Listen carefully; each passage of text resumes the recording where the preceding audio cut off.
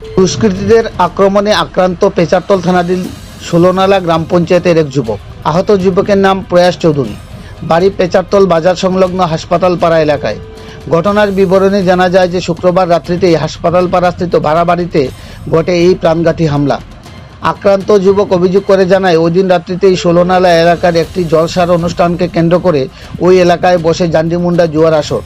সর্বনাশা জান্ডিমুন্ডা জুয়ার হাত থেকে পরিত্রাণ সহ এলাকার শান্তি সম্প্রীতি বিনষ্টের হাত থেকে বাঁচাতে প্রতিবাদ স্বরূপ কে বা কাহারা খবর দেয় পেচারতল পুলিশকে।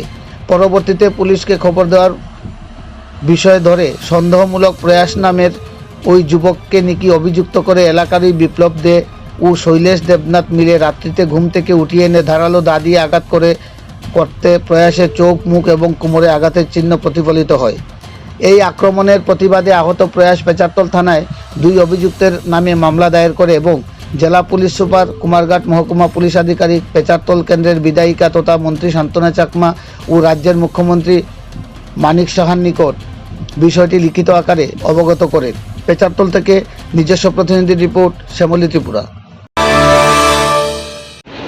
নমস্কার।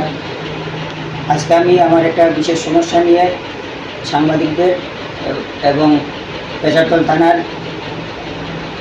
সামনে এসেছি। আমার নাম প্রয়াস চৌধুরী, বাড়ি পেচারতল ষোলনালা গ্রাম পঞ্চায়েতে। গতকাল রাত্রে আমার উপরে একদল দুষ্কৃতী হামলা চালায়।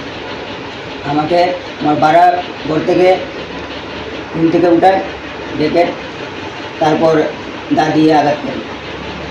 দুষ্কৃতীদের মধ্যে বিপ্লব দে এবং শৈলেশ দেবনাথ। গতকাল আমাদের এলাকায় গ্রামে একটা অনুষ্ঠান হয়, অর্কেস্ট্রা হয়, ওখানে জুয়া খেলা হয়। ওই জুয়া খেলায় পুলিশ হামলা দেয়। ওই হামলায় আমি জড়িত বলে আমাকে দুষ্কৃতীরা হামলা করে। আমি এই বিষয়টাকে সঠিকভাবে তদন্ত করার জন্য আমি ঊনকোটি জেলা এসপি এবং এসডিপিও স্যার এবং আমাদের এই পেচারতলের মন্ত্রী ম্যাডামের এবং আমাদের এই ত্রিপুরা রাজ্যের মুখ্যমন্ত্রী স্যারের কাছে আমি আমার সুষ্ঠু বিচার চাই।